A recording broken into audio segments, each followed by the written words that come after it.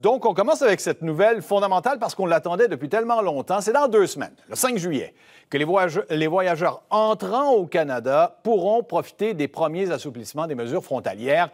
Raymond, ça me concerne d'autant plus que j'en sors de cette quarantaine-là. La quarantaine à l'hôtel, je ne l'ai pas fait à l'hôtel, je l'ai fait à domicile. Pour les personnes ayant été pleinement vaccinées, c'est terminé. Oui, ça va être terminé dans 2 semaines, jour pour jour, le 5 juillet. Premiers assouplissements, Richard, qui s'adressent non pas aux touristes, par contre. On parle ici des citoyens canadiens, les travailleurs approuvés et les résidents permanents. Alors, voici la liste là, des changements. Pour les gens qui ont été pleinement vaccinés, à compter du 5 juillet, fini la quarantaine à domicile de 14 jours, fini le test de dépistage de la COVID-19 au 8e jour, fini également le fameux séjour à l'hôtel pour les gens qui arrivent par avion. Ce qui ne changera pas, c'est le résultat de test négatif que les gens devront avoir en main 72 heures avant d'arriver au Canada. Test de dépistage à l'arrivée en sol canadien. Les enfants, Richard, qui n'ont pas été vaccinés, devront faire une quarantaine de 14 jours à domicile. Les parents qui ont été pleinement vaccinés seront libres, mais leurs enfants, eux, devront rester à la maison s'ils n'ont pas été vaccinés.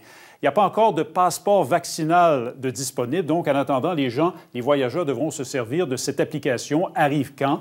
Ils devront télécharger sur cette application leurs preuves comme quoi ils ont été doublement vaccinés. À noter que ça ne changera rien. Aucun assouplissement n'est annoncé aujourd'hui pour les gens qui n'ont reçu qu'une seule dose. Même chose pour ceux et celles qui ont contracté la COVID-19 et reçu une dose de vaccin. Rien ne va changer dans 2 semaines pour ces personnes. François Legault a réagi tout à l'heure. Il se dit d'accord avec le plan du fédéral.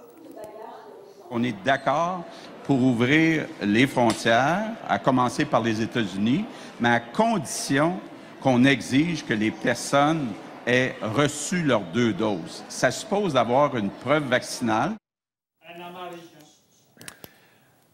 Je suis ça de près, Raymond. Les pressions sont fortes de l'autre côté de la frontière. Ottawa qui refuse d'avancer un moment pour la pleine réouverture de la frontière avec les États-Unis. Oui, malgré cette grogne, malgré les gens qui s'impatientent, entre autres les gens de l'industrie touristique, effectivement, aucune annonce encore aujourd'hui, pas de date à avancer. Le gouvernement qui dit « ça viendra plus tard », mais il dit qu'il veut y aller de façon très graduelle.